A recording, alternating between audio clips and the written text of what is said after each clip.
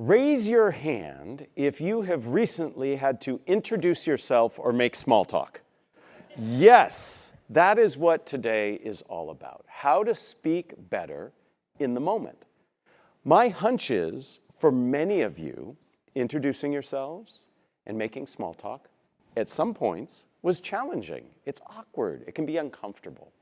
So today I want to talk about how we can think faster and talk smarter in those moments where we're put on the spot to think and act quickly. We all know that speaking in planned situations, presentations, pitches, meetings with agendas, can be hard. But it can be much harder to speak in the moment. And if you think about it, most of our communication happens in the moment. It's things like making a toast, answering questions, giving feedback, introducing yourself, answering questions. These are the things that can be very challenging for us. So today I'd like to walk you through a methodology that I developed in service of needs of our students here at Stanford. Many years ago, the deans came to me and said, we have a problem. The problem is this: our very bright Stanford MBA students are struggling to answer those cold call questions from their professors. You remember back here when people would say, what do you think? And you had to respond? So I did a deep dive into research in psychology, anthropology, sociology, improvisation, neuroscience, and came up with a methodology now that all Stanford MBAs within the first 3 weeks of their time here have an opportunity to take. And it turns out it helps them feel more comfortable and confident, not just answering questions, but in standing up in class and giving a position, and many other situations that they find themselves in when they leave here, interviewing for jobs, giving feedback to employees, etc. So today is going to be not just listening to me, but it's going to be participative. And we're going to start, it's not hard, some of you are looking at each other going, oh no, what's he going to make me do? Pretty simple. I'd like you all to read this sentence. And what's more important to me than the meaning of the sentence is I'd like for you to count the number of F's, the letter F. How many F's do you find? I'll give you 3 or 4 seconds to do it. Keep the answer quiet to yourself. How many F's? I wish my MBA students were as quiet and thoughtful as you are right now. All right, shh. All right, raise your hand if you found 3 F's. How many found 3? Excellent, very good. Anybody find 4? Anybody find 5? How about 6? There are 6 F's. What 2-letter word ending in F did many of us miss? So why do I do this activity? I have done this in every workshop, every keynote I ever deliver. Why? Because this is an exact analogy of what we're going to be doing here today. Many of us miss little things that make a big difference in our communication. Now, the other reason I do this is 14 years ago when I first saw this, I found 3. I felt really stupid, and I like to pass that. No, that's... So we're going to identify little things that make a big difference to make us more effective in our spontaneous speaking. So I want to introduce you to a 6-step methodology that we can use to become better at speaking in the moment. And the 6 steps divide into 2 categories: mindset and messaging. The first step has to do with managing anxiety, taming the anxiety beast. Most people get nervous speaking in spontaneous situations. In fact, most people get nervous speaking in any high-stakes situation. We have some research that says upwards of 85% of people feel nervous in high-stakes situations, and I think the other 15% are lying. So let me ask you this. How do you feel when you watch a nervous speaker present? Now, I know a few of you probably like watching people suffer, but most of us don't. How does it feel? Just shout out. How do you feel when you see a nervous speaker present? Okay, so uncomfortable, empathetic, and I heard some people say, I actually feel anxious myself. I call that secondhand anxiety. So if for no other reason, we should learn to manage our anxiety so our audience can focus on us and not be distracted. So when it comes to managing anxiety, we have to take a 2-pronged approach. We have to manage both symptoms and sources. Symptoms are the things that we physiologically experience, what goes on in our body. And sources are the things that initiate or exacerbate that anxiety.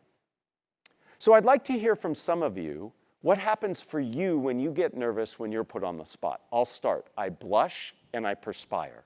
What happens for some of you?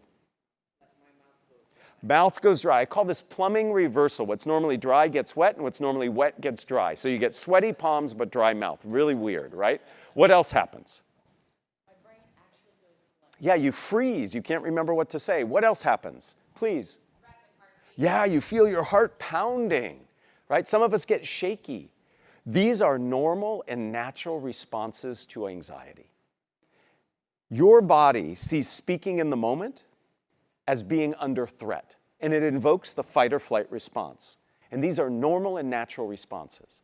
But there are things we can do to address these. Now, allow me to share a few with you.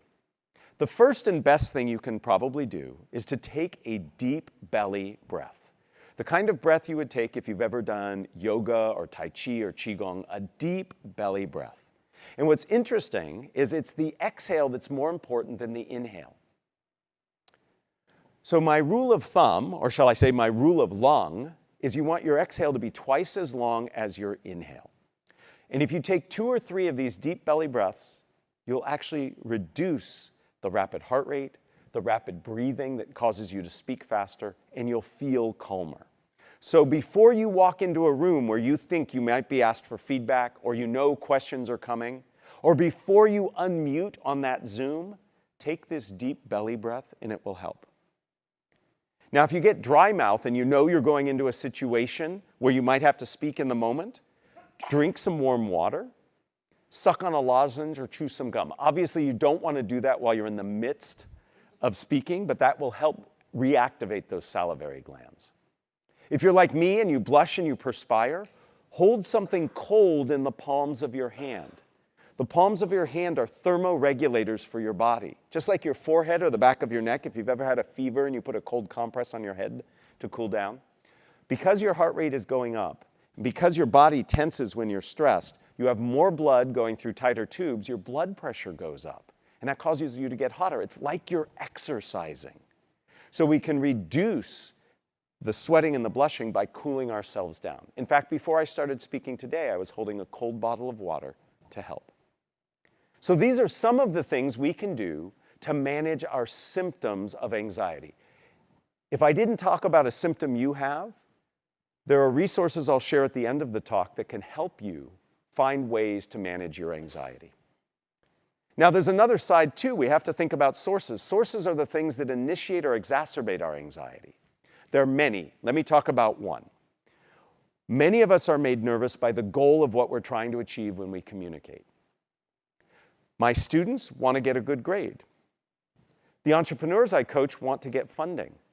You might want to get a new job, or you might want to get your project supported. So what makes you nervous is the fact that you might not achieve that goal. In other words, what's making you nervous is a potential negative future outcome.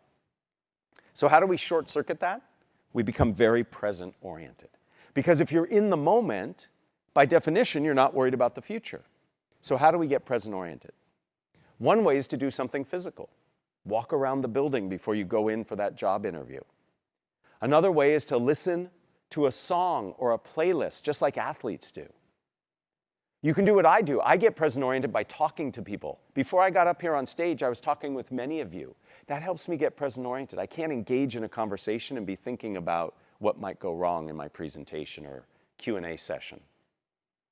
Start at 100 and count backwards by 17s. That'll get you present oriented. I know I'm in front of a crowd that's trying. The first one's easy, 83, the next one's hard.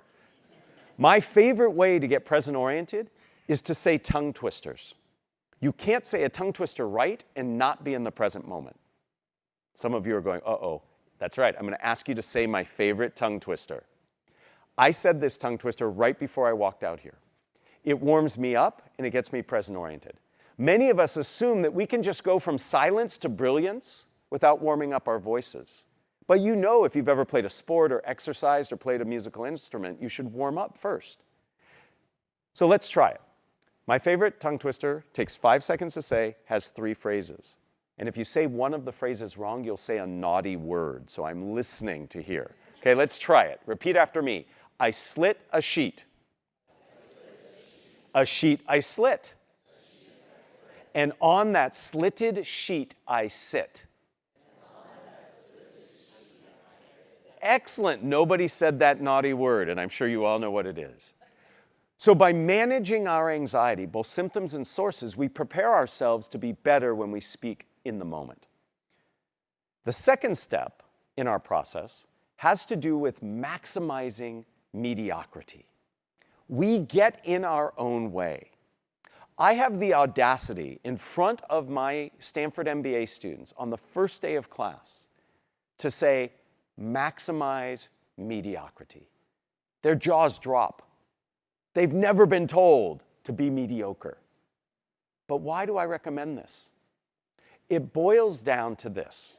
We are the biggest impediment to our ability to speak spontaneously in the moment. We get in our own way. And we do it through all the judging and evaluating that we do of the material that we're thinking about saying. We get in our head. Here's why this is problematic. Think of your brain as a computer. This is not a perfect analogy, but for this point it works. You know on your laptops or your phones when you have a lot of apps and windows open, how the performance of each one of those is a little less good because the others are open? That's because the bandwidth is less. The same is true with your brain. When I am evaluating and judging everything I'm saying as I'm saying it, I have less cognitive bandwidth to focus on what I'm actually saying. So when we are evaluating ourselves as we're speaking, we're doing ourselves a disservice.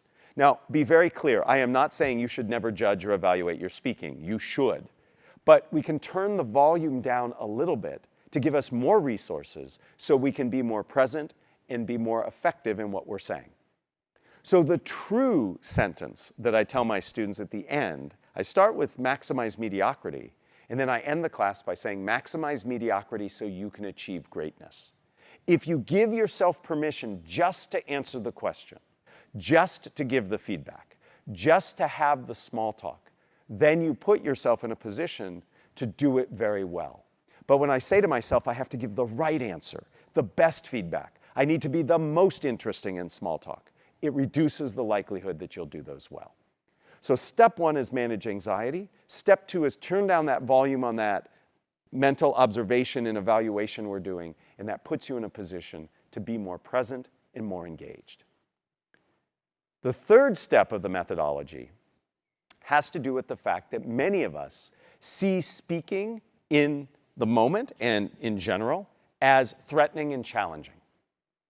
If I were to tell any of you at the end of the meeting you're running that you're going to get some questions from your audience, many of you aren't like, oh, that's great, I can't wait.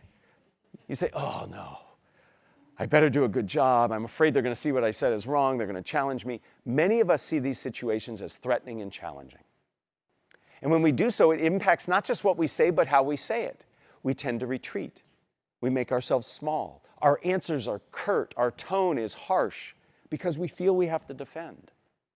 There's another way to approach this. And before I share with you that way and give you some tools, I want you to actually have an experience of it. So I'm going to ask you to play a very simple improvisation game with me. It's called Give a Gift. All of us in our lives have had the experience of giving a gift and getting a gift. So you know how to play this game, but we're going to practice. I'd like everybody to take out an imaginary box. Will you do this with me, please? Here's your imaginary box. On the count of three, I'd like you to just practice giving it. And to give the gift, you just extend your arms. Everybody ready? 1, 2, 3, give a gift. Perfect, very good. Now when you receive a gift, you do it in reverse. Ready? 1, 2, 3, you've received a gift. Perfect. So here's what we're going to do. In a moment, I'm going to ask you to find somebody sitting near you. You're simply going to introduce yourself if you don't know, and you're going to play the give a gift game. One of you will give a gift to your partner. Your partner will take the imaginary gift, open the box, look inside, look at the partner, and say, thank you for the, and you're going to say the first thing that pops into your head. So you might say, thank you for the car, thank you for the pen, thank you for the airplane. It doesn't even have to fit in the box. Your partner who gave you the imaginary gift, upon hearing it, is going to explain to you why they gave it to you. Do you see how there are two acts of spontaneity that happen in this activity? And then you'll switch. So again, when it's your turn to give, you give the gift. Your partner receives the gift. They open up the box. They look inside, and they thank you for the first thing that comes to mind. By show of hands, how many of you already know what's in your box? Aha! Over half of you raised your hands. Yes. Remember what I said in the previous step, how we want to do well and we want to make sure we're right? So you've got, okay, I know there's going to be a dog bone in my box. That's perfect. I'm done. I want you literally, when you open up the box, to say the first thing that comes to your mind. I have to tell my MBA students to keep it clean and keep it legal. I'm sure I don't have to tell you that here. But I want you to name it. And then your partner, upon hearing it, is immediately going to explain. And then you're going to switch. This activity should take 2 minutes. I will ask you to come back in about 2 minutes. So find somebody sitting next to you. Introduce yourself. The person who woke up earliest this morning goes first. I've learned a long time ago as a teacher, if you don't say who goes first, everybody argues on it. All right, find a person. Thank you, by the way, for doing this activity. I saw lots of smiles. Looks like you were having fun. I am simply going to move my arm across the audience, and as my hand points in your general direction, will you just call out what you found in your box? I love hearing what people gave themselves. Just start shouting out what you gave yourselves. Kleenex, tires. Okay. Catnip, I heard, yes. Pumpkin, notes. Did I hear broccoli? Oh, yes. Dogs, poop. Okay, yes. Sweater, excellent. You guys gave yourself wonderful gifts. It's a bit of a Rorschach test, too. It tells us a little bit about you, but we won't go there. Let me ask you this. How did it feel when you gave the gift and you were waiting to hear what you gave? Many of you looked excited. I see many of you smile. What did I give? What did I give? And then all of you embraced a rule that comes from improvisation. I am a huge fan of improv, and I have had wonderful improv teachers here on this campus. Patricia Ryan Madsen, Adam Tobin, Dan Klein. These are improv experts who've taught me the value of improv. And all of you just executed the number one rule of improv. Yes, and. You didn't say, I did not give you a dog bone. No, you said, of course I did, and here's why, right? You embraced it right away. What if, when somebody asked you a question or asked you for feedback, you saw it as an opportunity, just like you saw this activity as an opportunity? Now, I am not naive. I know sometimes people, when they ask us questions or ask us for feedback, they're really putting us on the spot. They want to challenge us. They're coming after us. But even in those moments, if I can see it as an opportunity to connect, to learn, to find some area of commonality, it can change everything. I will step in. I will be bigger in my response. My tone will be more collaborative. My answers will be more detailed. By seeing spontaneous communication as an opportunity, as a gift, not a threat, it changes our entire approach. So how do we do this? How do we execute on it? On the new book I wrote, Thinking Faster, Talking Smarter, I introduce several tools we can use to see things as opportunities. The first comes from this notion of growth mindset, which Carol Dweck on this campus helped to develop and champions. It's wonderful, and her work is fantastic. One area of her work in growth mindset, which really essentially says that when we are faced with a challenge that doesn't go necessarily the way we want it to, we can learn and grow and begin to get better at that, versus a fixed mindset which says, that's just how we're built, that's just the way it is.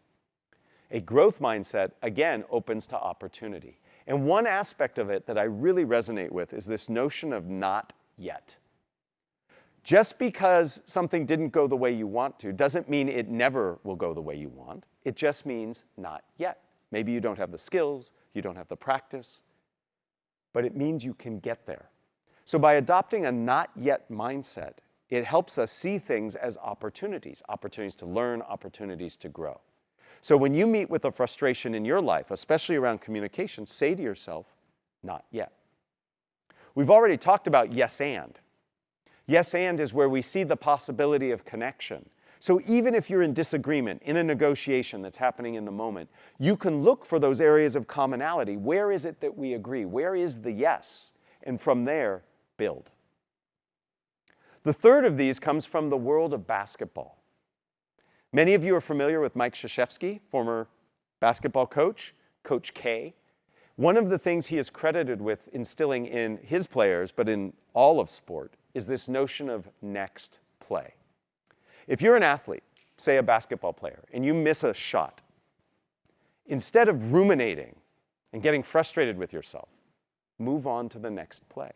Because the reality is, if I miss my shot and I sit there thinking about how bad it was, how I should have made it, the play is already ensuing, and the other team might be scoring a shot. I have to move to next play. And the same is true when you're in the midst of a conversation, small talk, feedback situation. If something happens that doesn't go exactly the way you want it to, next play. Keep moving. Now, while rumination in the moment is bad, reflection after the fact is very good. So I'd love for you in the moment to move to the next play, but later that day reflect what worked and what didn't. Many of us treat our communication as that definition of insanity, doing the same thing over and over again, expecting different results. If you don't reflect and learn and think about it, you're not going to change. So in the moment, next play, later in the day, reflection. And then the final of these steps has us reframing the way we think about mistakes. Many of us try to avoid mistakes. We feel a mistake is a bad thing. Now, if you think about it, we learn through mistakes. If you watch kids as they develop, they make lots of mistakes, and that's how they learn. We can take benefit from that as well. But we have to look at them differently. Rather than mistakes, I'd like you to think of them as missed takes. In television and film, directors will have their actors do multiple takes of the same scene. You've seen that clapboard that says take one, take two. No one scene is wrong. They're just trying to optimize and try different things. So when you do something that doesn't go the way you want, think to yourself, take two. I'm just going to do it again differently. It wasn't bad, it wasn't wrong. I'm just going to try it differently. And if you take that approach to your actions and the things that don't go the way you want, one, it keeps you in a much more positive frame of reference, and it encourages you to think and learn from what just happened. So these 4 tools, not yet, yes and, next play, and missed takes, are the ways in which we can look at our communication in the moment as opportunities and not threats. So we get out of our own way after we manage anxiety. We see things as being opportunities, not threats. And then our 4th step has to do with listening. Most of us are not good listeners. We listen just enough to get the gist of what somebody is saying and then start thinking, judging, evaluating, rehearsing what we want to say. We don't listen deeply. And if you don't listen deeply when you're communicating in the moment, you can make some errors. Imagine this. We walk out of a meeting together. You turn to me and you say, "How do you think that went?" I hear feedback, and I start listing all the things that we did wrong, all the things you could have done better, how we can make sure that we don't make the same errors next time. But had I really listened in that moment, I might have noticed you came out the back door, not the front door. You were looking down and talking more quietly than you usually do. In that moment, what you wanted was not feedback, but you wanted support. And by virtue of giving you all this constructive feedback, I actually did you a disservice and might have damaged the relationship we have. So we need to listen in a very different way when we have to speak spontaneously, so we really understand what's needed in the moment. So I'd like to give you some advice about how to listen better. And I have to caveat this, that my wife gets really upset when I teach listening, because she says I'm still a work in progress. So listen to what I say, not necessarily what I do. First, when you are listening, you need to listen intently.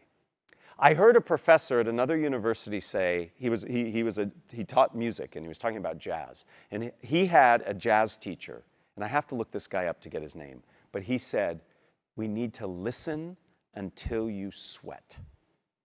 And I love that approach. Listening is hard work.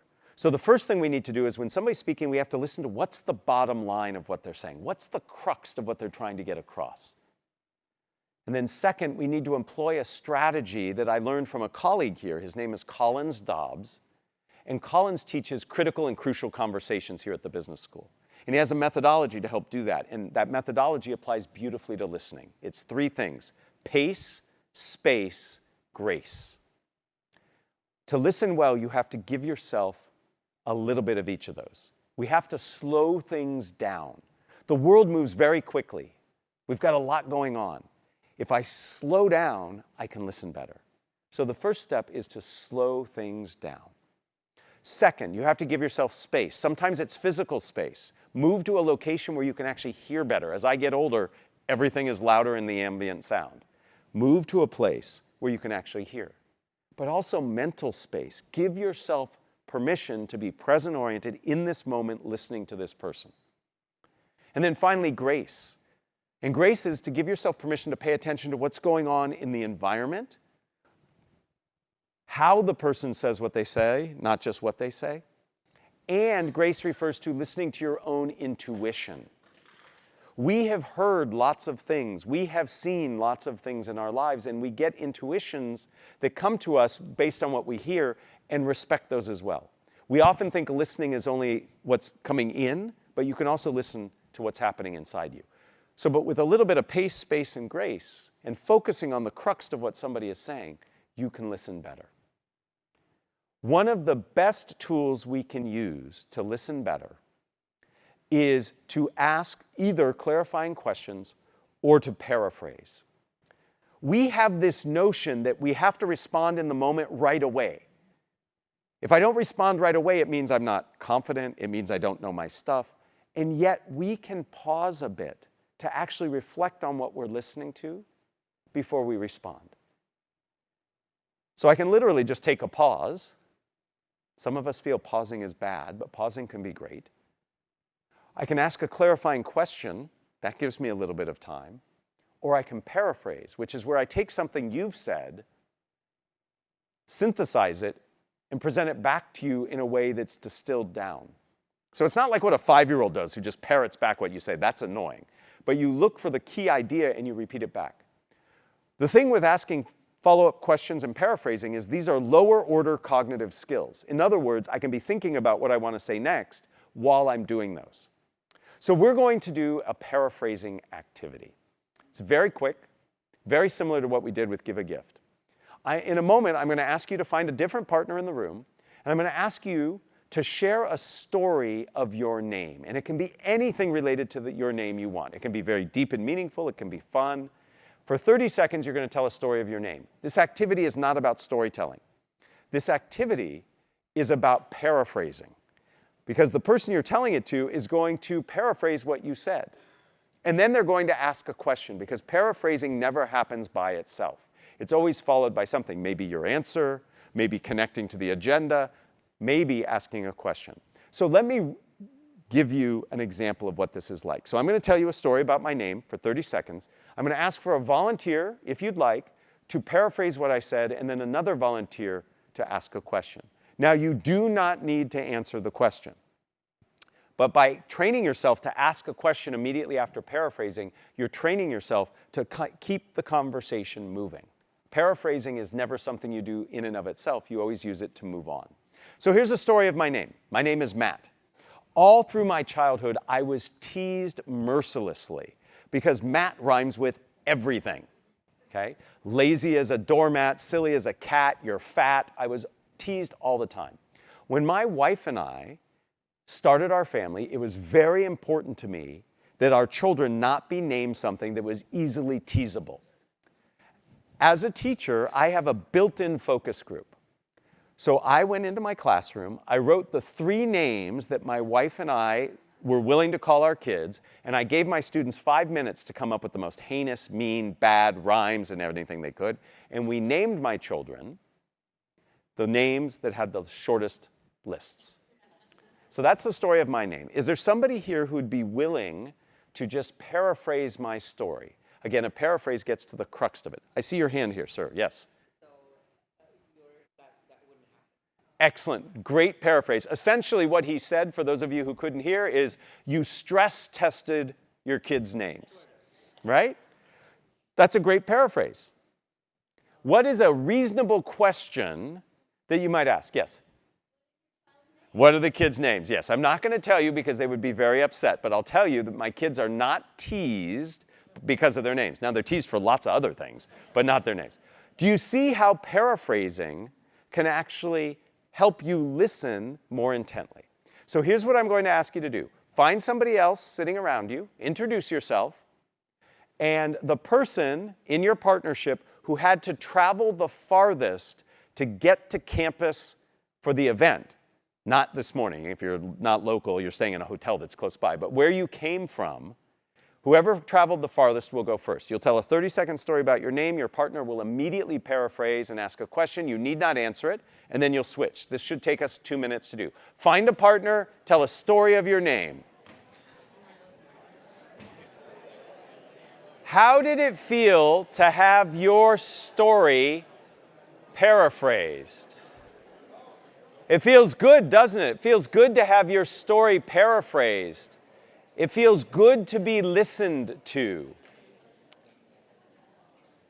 Now, we're not virtual in this room, so we don't have some of those cool features that you have on tools like Zoom and Teams and Meet.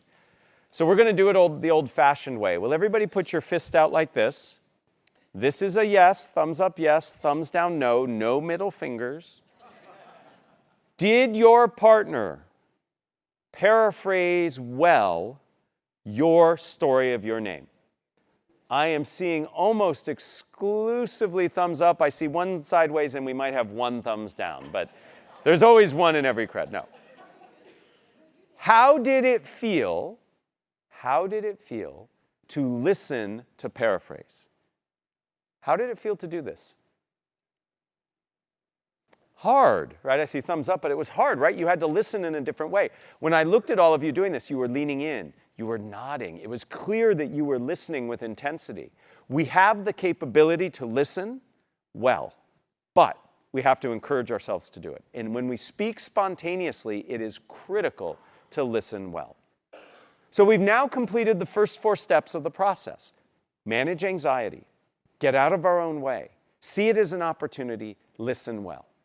All of this has to do with mindset. We haven't actually responded in the moment yet.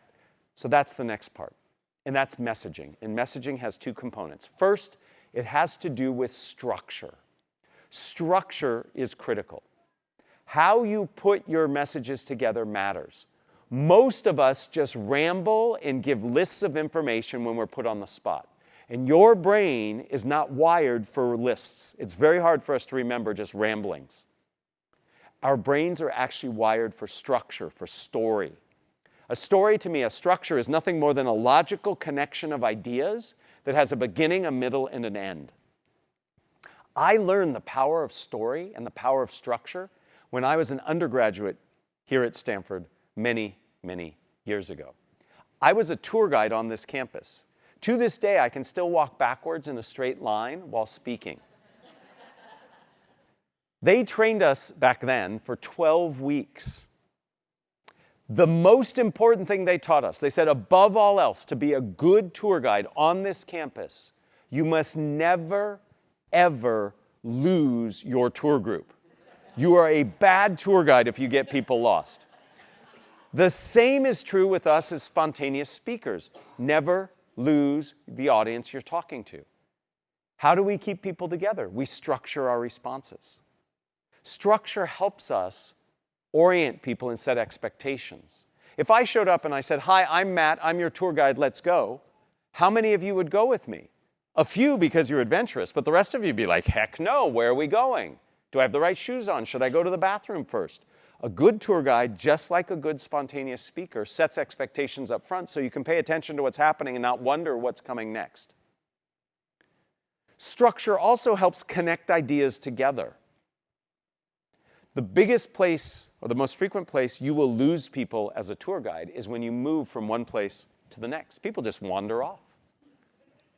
The same is true in our communication. If you are using words like so, next, second, third as your transitions, then you are missing opportunities to keep people together. So structure is really important. Let me give you an example of a structure just so you can get your arms around it. Most of us are familiar with a very persuasive structure of problem, solution, benefit.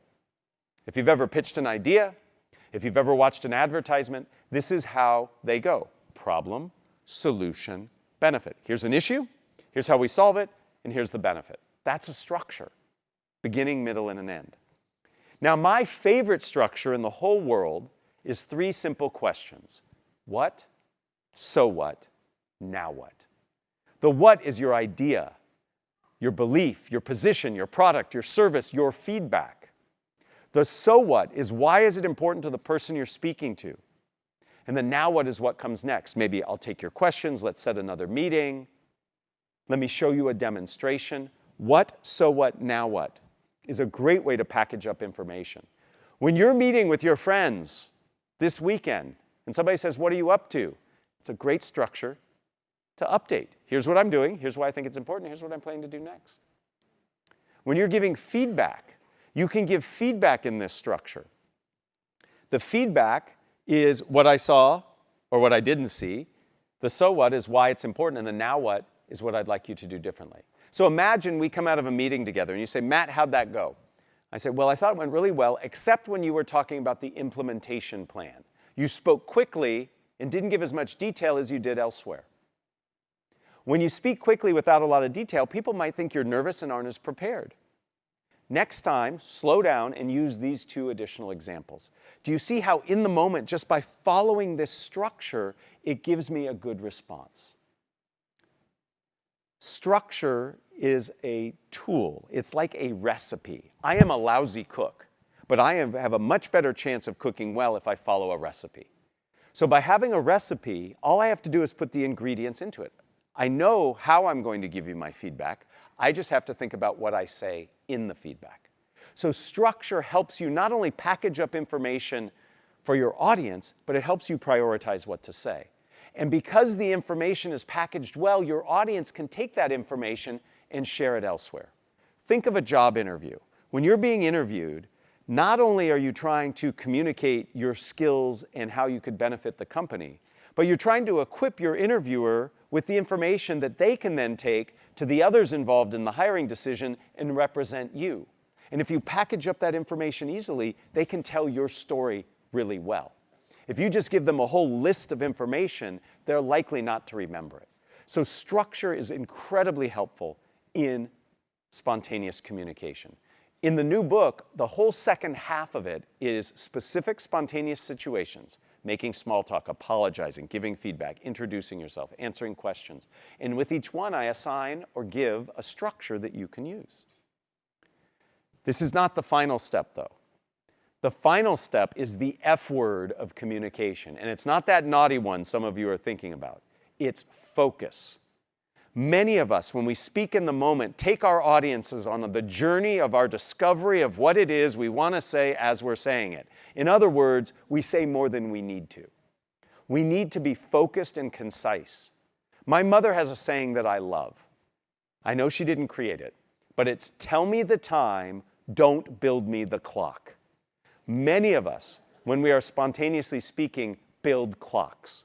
1, because we're discovering what we want to say. 2, because we want people to think we're really smart. And 3, we want everybody to see how hard we've worked to get to what we're saying. It is much better to be compact and concise in what you're saying. So how do you do that? Well, 1, we've already talked about, relevance. If I think about what's really relevant for the audience, then I hinge everything I'm saying on that relevance. Second, you should have a goal whenever you speak, be it spontaneous or planned. A goal to me has 3 parts: information, emotion, and action. What do I want the audience to know? How do I want them to feel? And what do I want them to do? So if I'm walking into a room where I expect that I will be asked questions or asked to give feedback or even making small talk, I think to myself, what do I want people to know? How do I want them to feel? And what do I want them to do? And that helps me focus and prioritize what I'm saying. So it's not enough to just have a structured message. You have to focus that message to help people remember it and to not be seen as rambling and giving too much information. There's another structure I want to introduce you to that is incredibly focused and concise. This is a structure for pitching. I'm often asked by people, what happens if somebody asks me to pitch an idea in the moment? So you're getting on an elevator and your boss's boss steps in and they look at you and say, oh, what are you working on? I'm about to go speak with the board. Maybe I can help you. You got to respond. 4 sentence starters. You just finish these sentences. What if you could, so that, for example, and that's not all. What if you could, so that, for example, and that's not all. Let me show you how this works by taking a suggestion from you all, and I'll put it in this structure, and then together as a group, we're going to use this for something. Can somebody think of a product or service that you would like to hear a pitch for? What would you like to hear me give a pitch for? Somebody suggest one. Your book. My book. Well, look at that. Well, thank you. All right. I appreciate that. So my new book is all about how to speak more effectively in the moment. What if you could feel more comfortable and confident when put on the spot, so that you could answer questions well or give appropriate feedback? For example, imagine an upcoming job interview that you nail, that you get all of your points across in a way that really represents who you are. And that's not all. You can apply these principles to small talk, to apologizing, and to even introducing yourself. Do you see how just answering those sentences gets you to a tight, clear pitch? So here's what we're going to do for all of you to practice. And thank you for that opportunity. Okay? All of us are here for our Stanford reunion. Let's imagine for your next reunion, you volunteer to help recruit people to come back to campus for reunion. So you're going to make a pitch. Let's go through each of these 4 together as a group. Somebody give me the end of this sentence. What if you could see old friends so that you can walk down memory lane and experience the things that you enjoyed about being on campus? For example, somebody give me an example of a memory or an exciting thing you'd like to share with an old friend. For example? Hear the band play and sing some of the old songs. And that's not all. And that's not all. You what? You can go to a great lecture on communicating in the moment. I love it. Do you see how easy that was? Do you see how the structure helps you? And it made it very concise. So by focusing on these 2 messaging elements, structure and focus, you can actually be much better at speaking in the moment. So some resources for you to continue learning these concepts and others. I host a podcast for the business school. It's called Think Fast, Talk Smart. It's all about communication skills. I get to interview experts from around campus and around the world on how to be better communicators. Lots of your favorite faculty have been guests on the show. And this show, I'm proud to say, has won many prestigious awards, including Best Dog Walking Podcast and Best Commute Podcast, because our episodes are very concise and short, 20 minutes. We've won some other ones as well. And there's a picture of the book, Think Faster, Talk Smarter. If you take a shot of this QR code, it'll take you to a whole bunch of resources that I make available to our students here and elsewhere. I encourage all of you to think about how you can be a better in-the-moment speaker. It takes time and it takes practice. The only way you get better at communication, planned or spontaneous, is 3 things: repetition, reflection, and feedback. Repetition, reflection, and feedback. You have to practice. You have to think about what's working and what's not working, and you have to seek out advice and guidance from teachers, from colleagues, from mentors to help. That's how we get better.